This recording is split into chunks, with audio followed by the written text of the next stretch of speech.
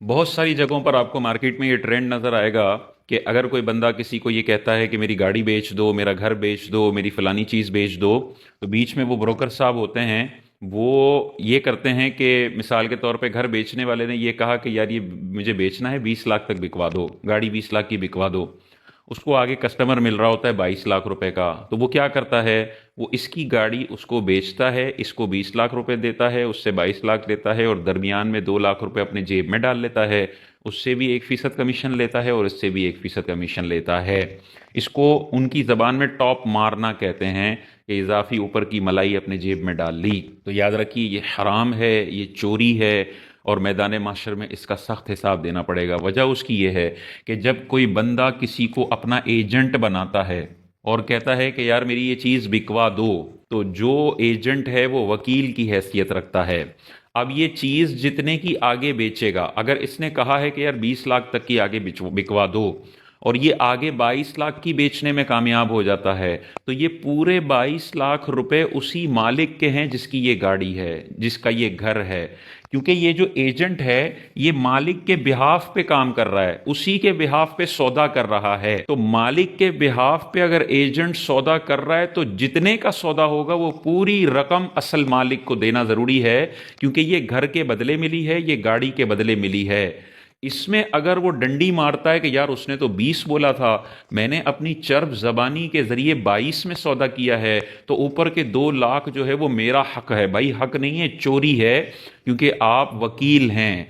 वकील किसी की चीज बेचता है तो जितने में बिकी है वो सारा पैसा असल मालिक का है, वकील को उसका कमीशन मिलेगा। जो उसने पहले उर्फ के मुताबिक एग्री कर लिया है वो कमीशन वो खरीदने वाले से भी ले सकता है, बेचने वाले से भी ले सकता है। अगर वो दोनों तरफ से किसी एक तरफ से ईजाब कबूल करने वाला नहीं है तो दोनों तरफ से ले सकता है। लेकिन यूं टॉप मार के इजाफी पैसे ले लेना, ये चोरी है, ये डकैती है और मैदान माशर में इन पैसों का हिसाब देना पड़ेगा। तो अगर माजी में इस तरह के किसी ने कोई सौदे कर लिए हैं तो वो असल मालिकान से रब्ता करे कि भाई आपकी गाड़ी बेची थी, 50,000 ऊपर में बिकी थी, बकिया 50 मैंने जेब में डाल लिए थे। अब आपके ऊपर कर्ज है, या तो उनको वापस करना पड़ेगा। अगर वो माफ़ कर देते हैं कि ये कर्ज है मैं आपको माफ़ करता हूँ, फिर ठीक है, कोई मसला नहीं है। लेकिन इस तरह टॉप मार कर लेना ये नाजायज़ है, गुनाह है, हराम है। अगर इसको करना ही है तो इसको करने का एक जायज़ तरीका ये है कि मालिक ने कहा कि 20 लाख की आगे बेच दो, इसको ये आइडिया है वकील को कि यार ये 25 लाख में बिक जाएगी, तो फिर इस मालिक को कहे कि भाई मैं आपसे खरीद लेता हूं 20 लाख रुपए की, आप मुझे बेच दो। उसको तो वैसे ही 20 में बेचनी थी। अगर ये मालिक राजी हो जाता है और इसको सेल कर देता है तो अब ये वकील ना रहा, अब ये मालिक बन गया। पहले वो मालिक था, इसके बिहाफ पे ये एजेंट सौदे कर रहा था। अब अगर इसने 20 लाख की खुद अपने बिहाफ पे अपने लिए खरीद ली, ये नहीं बोलेगा कि मैं आपके बिहाफ पे बेच रहा हूं, फिर तो यही वाला मामला आ जाएगा कि टॉप नहीं रख सकता। ये खुद उसको बोलेगा कि यार ये मुझे बेच दो, मैं आपको 20 लाख में खरीदता हूं। वो करे डन है, तो जैसे ही वो सौदा डन करेगा ये गाड़ी ये घर आपकी मिल्कियत में आ जाएगा।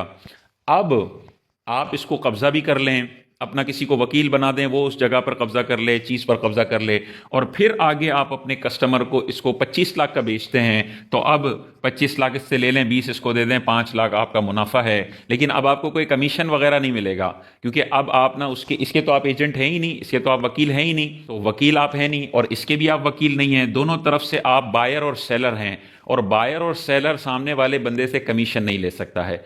तो या तो आपको टॉप मारना है तो उससे वो चीज़ खरीद लें, अपने नाम पे कब्जा कर लें, फिर आगे बेच दें, दरमियान की जो ऊपर की मलाई है वो आप ले सकते हैं। लेकिन इस सूरत में ना उससे कमीशन ले सकते हैं ना उससे, हराम हो जाएगा, मना हो जाएगा। और अगर आपको कमीशन वाला कारोबार करना है तो फिर टॉप नहीं मार सकते, इसके भी वकील हैं, इसके भी वकील हैं, दोनों तरफ से कमीशन आप ले सकते हैं। लेकिन इन दोनों में से किसी एक की तरफ से आप पार्टी ना हो। जब सौदा डन हो रहा हो तो दोनों तरफ से बंदे होने चाहिए। अगर किसी एक बिहाफ पे आप सौदा डन कर रहे हैं, जैसे गाड़ी वाला कहता है यार मेरा आना मुश्किल है, तुम ही सौदा कर लो, डन कर लो, और ये वकील उसके बिहाफ पे सौदा करता है, तो आप सामने वाले से पैसे नहीं ले सकता। अब इस बंदे से तो ले सकता है जिसने इसको कहा कि मेरे बिहाफ पे सौदा कर लो, क्योंकि ये तो इसका वकील है।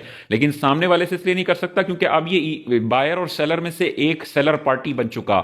सेलर पार्टी सामने वाले बायर से कमीशन ले सकती है।